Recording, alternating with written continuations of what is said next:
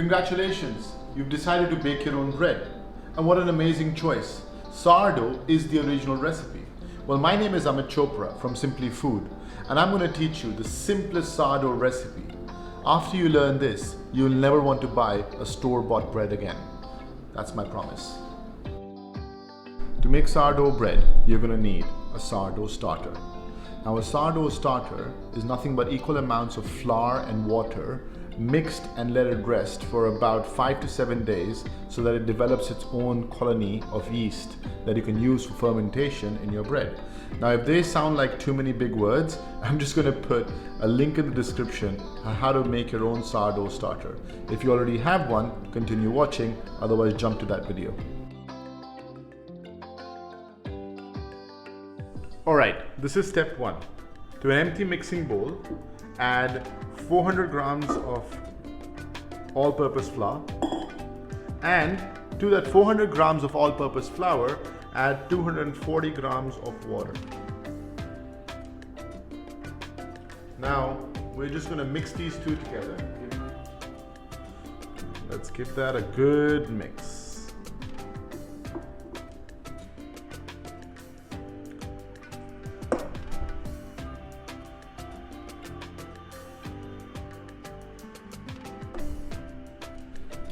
Most of bread making is about mixing and waiting. So you're mixing flour and water and you're waiting for it to do its thing. Now when flour and water combine, that process is called autolysis. But again, if you don't need the big words or whatever else, they're basically just coming together and hydrating, and the water is getting into all parts of the flour. The second thing obviously that we're waiting for is the starter to activate itself. This was sitting in the fridge the whole night. We took it out in the morning and I've added some more extra flour and water, 25 grams of flour and 25 grams of water to this mixture to activate it, to make it come alive again, to start bubbling again. Once our flour and water is mixed, our starter is active, we can go to step 2. It'll take about 3 or 4 hours. As I said, mix and wait. As you can see, the sourdough has actually started bubbling, so our wait is over. This is the time that we can actually start mixing our ingredients. So let's start doing that. So our flour is now nicely hydrated, and this is the time that we can actually add the flavors that we want to add. Now the most basic flavor that you want to add to this is about 1.5 tablespoons of salt. That goes in. Now, I really like the taste of sesame seeds and onion seeds or nigella seeds, whichever you want to call it, in my bread. So in go some nigella seeds and also some onion seeds. You could add whatever flavors you like or keep it absolutely plain. It is all on you. Now to that, we're going to add 100 grams of our sourdough starter. That has been activated. That goes in. Now at this time, you can either use your hands. I actually have a stand mixer, so I'm going to use that and bring all these ingredients together.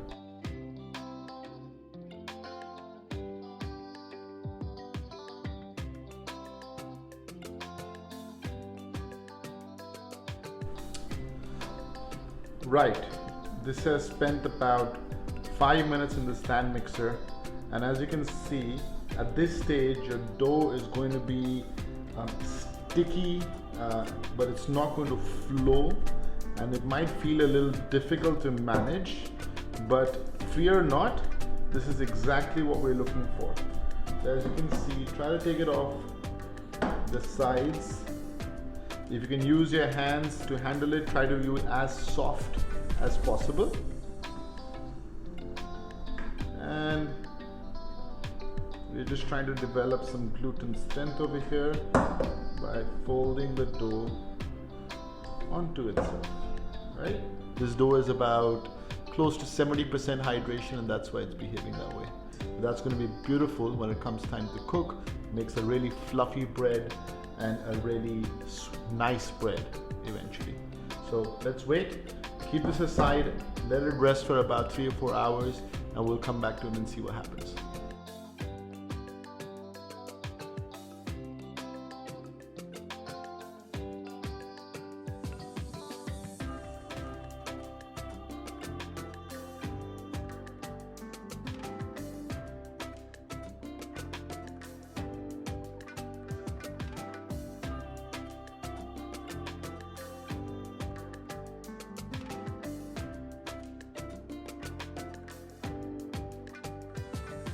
Okay, we're ready for stage 4, which is shaping the dough. So our dough has been stretched 4 times now, and it's been resting since we mixed this for about 6 hours. So I'm going to try and get some flour. Let's try flour over here, and let's try and get this dough out. It's really sticky. Don't let that bother you. Great. Take a scraper. It's about really cheap in the market. I would highly recommend buying one of these, and just fold the dough onto itself. Okay? So we got dry flour all over the dough, and now we are just going to shape it like that. Right? Pull in from this side, tuck it and turn it around. Tuck it and turn it around.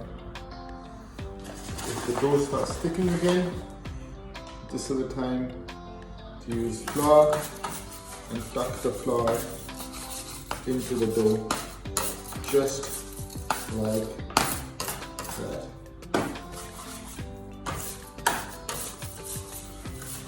As you can see, we've got a nice little membrane formation over here. I can't lift the dough and show it to you, but I hope you get a good idea of what I'm saying. And there is this elasticity or the stretchiness on it. Now finally, I am gonna put a lot more dry flour in it, because this is gonna go into a proofing bowl, and I've just put a tea towel. Let me just show you the bowl. It's just a normal bowl, which I've added a tea towel on top of it, just like that. I'm gonna lift it and drop it into this, the round side down and the flat side up, right? So there you go. That's your dough ball. Goes right in. Hope you can see that. It's in there now. And I am just going to pinch the top to make sure that it's all even, right? See that? Perfect. Now, it's going to be a little jiggly, which is fine. Just cover the top. Leave some space, because this is going to grow. Okay? And you don't want it sticking to the top. And that, my friends, goes into the fridge overnight. As I said, mix and wait. Mix and wait. That's all there is to it. See you tomorrow.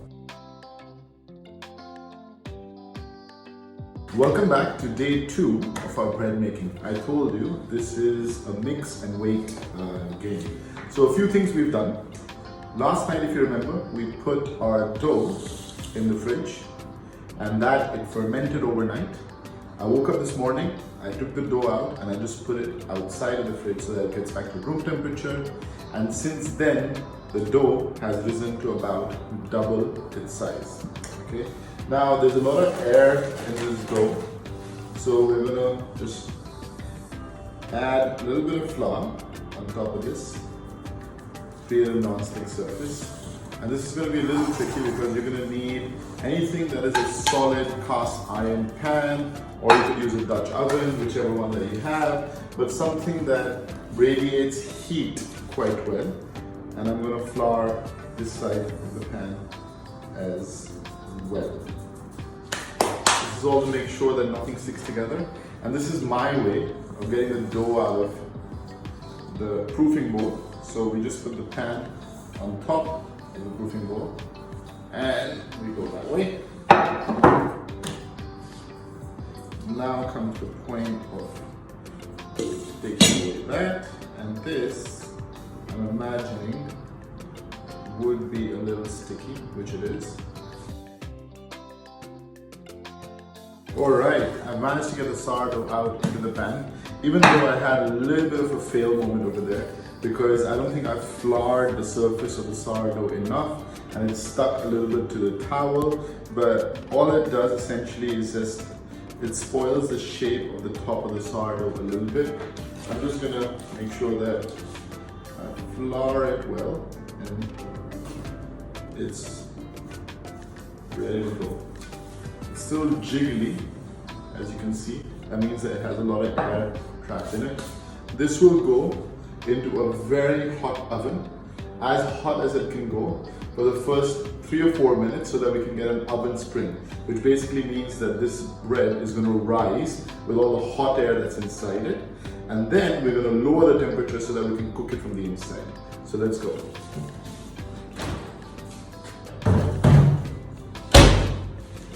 Let's wait 5 minutes and come back to it. Now that's the beeper for 5 minutes. I'm going to switch that off and set my oven back to about 20 minutes. Let's just make that 20 and reduce the temperature. Let me do that to about 200 degrees Celsius. We let that go and that should be our bread done. The 20 minutes are up. Obviously we did 5 minutes on a very high heat. Then we lower the temperature down to 200 degrees Celsius. And now the 20 minutes are up. So it's time to pull out our bread. Be careful of the draft, there's a lot of hot air inside there. And that's our bread. Okay, it's really hot. It's fluffy, as you can see. It's got a crust on top, which is beautiful. And it's got that oven spring that I was looking for. I'm gonna put this right down. So give it about 20 minutes or so.